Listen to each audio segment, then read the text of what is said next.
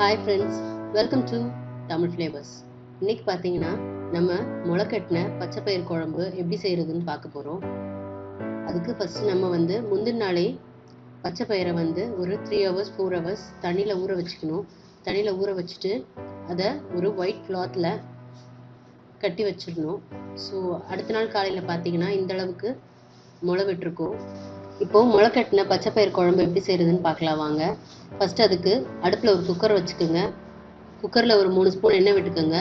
எண்ணெய் விட்டுட்டு எண்ணெய் சூடானதும் அதில் தாளிக்கிறதுக்கு பட்டை, கிராம்பு, ஏலக்காய், ஒரு 1/2 ஸ்பூன் ஜீரகம், 2 பிரியாணி இலை இது சேர்த்துக்கோங்க.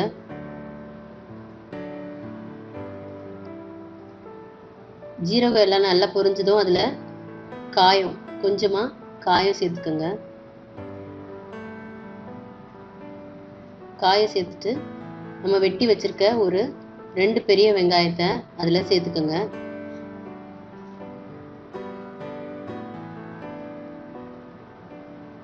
பெரிய வெங்காயம் நல்லா வதங்கி பொன்னிறமாகட்டும்.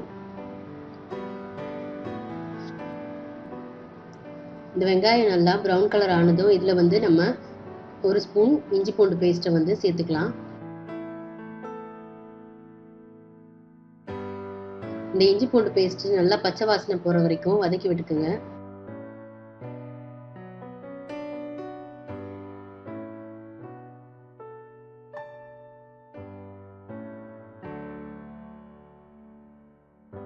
இப்போ இதுல ஒரு 2 மீடியம் சைஸ் தக்காளியை பொடியா நறுக்கி வச்சிருக்கோம், அதையும் சேர்த்துக்கலாம்.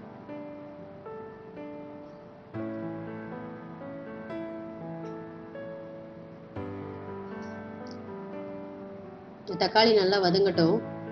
தக்காளி வதங்கிறதுக்கு தேவையான அளவு உப்பு சேர்த்துக்குங்க.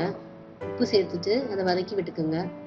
இப்போ இந்த தக்காளி வதங்கினதும் அதில் மசாலா பொருள்லாம் சேர்த்துடலாம். ஒரு 1/4 ஸ்பூன் மஞ்சள் தூள், 1/2 ஸ்பூன் மிளகாய் தூள், 1/4 spoon ஜீரகப்பொடி, 1/4 spoon garam masala, 1 spoon தனியாத்தூள், மஞ்சள் தூளையும் மிளகாய் தூளையும் சேர்த்துடலாம். ஜீரகப்பொடியும் கரம் மசாலாவையும் சேர்த்துடலாம். நம்ம எடுத்து வச்சிருக்க 1 ஸ்பூன் தனியாத்தூளையும் சேர்த்துக்கலாம். தனியாத்தூளை பொறுத்த வரைக்கும் நீங்கள் 1.5 ஸ்பூன் வரைக்கும் கூட சேர்த்துக்கலாம். சேர்த்துக்கிட்டிங்கன்னா அந்த கிரேவியோட கன்சிஸ்டன்சி உங்களுக்கு திக்காக இருக்கும். இந்த மசாலாவில் உள்ள பச்சை வாசனை போகிற வரைக்கும் நம்ம அதை வதக்கி விட்டுக்கலாம். நீங்கள் நார்மலாக பயிரை ஊற வச்சு குழம்பு வைக்கிறதுக்கும் இந்த மாதிரி முளைக்கட்டி குழம்பு வைக்கிறதுக்கும் டேஸ்ட் ரொம்பவே நல்லா இருக்கும். முளைக்கட்டின பயிரோட குழம்பு டேஸ்ட் நார்மலாக உள்ள பயிர் குழம்புகளை விட டேஸ்ட் அதிகமாக இருக்கும், சத்தம் அதில் அதிகமாக இருக்கும். ஸோ அந்த முளைக்கட்டின பச்சை பயிரை நம்ம சேர்த்துக்கலாம். சேர்த்துட்டு அதை நல்லா அந்த மசாலா கூட நல்லா வதக்கி விட்டுக்கலாம்.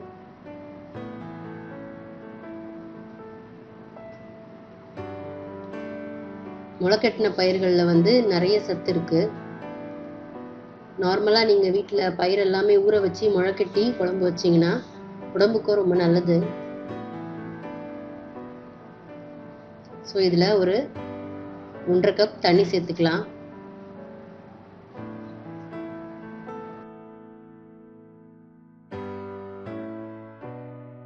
கொஞ்சமாக கருவேப்பிலை, கொத்தமல்லி. இப்போ நம்ம குக்கரை மூடி ஒரு 3 விசில் விட்டுக்கலாம். நம்ம குக்கரை மூடியாச்சு, ஒரு 3 விசில் விட்டுக்கலாம். வாவ், நம்மளோட பச்சைப்பயிறு குழம்பு, முளைக்கட்டின பச்சைப்பயிறு குழம்பு ரொம்ப சூப்பராகவே ரெடி ஆயிடுச்சு. ஸோ நம்ம பச்சைப்பயிரும் நல்லா வெந்திருக்கு. ஸோ இந்த முளை விட்டதெல்லாம் ரொம்ப அழகாக இருக்குது பார்க்குறதுக்கு. ஸோ அவ்வளோதான் ஃப்ரெண்ட்ஸ், நம்ம பச்சைப்பயிறு குழம்பு ரெடி ஆயிடுச்சு. ஸோ நீங்களும் உங்கள் வீட்டில் ட்ரை பண்ணி பாருங்கள். இது சப்பாத்தி, இட்லி, தோசை எல்லாத்துக்குமே ரொம்ப நல்லாயிருக்கும். நீங்களும் உங்கள் வீட்டில் ட்ரை பண்ணி பாருங்கள். ட்ரை பண்ணி பார்த்துட்டு உங்களோட கமெண்ட்ஸை ஷேர் பண்ணுங்கள். எங்களோட சேனலை சப்ஸ்கிரைப் பண்ணுங்கள். தேங்க்யூ ஃபார் வாட்சிங்.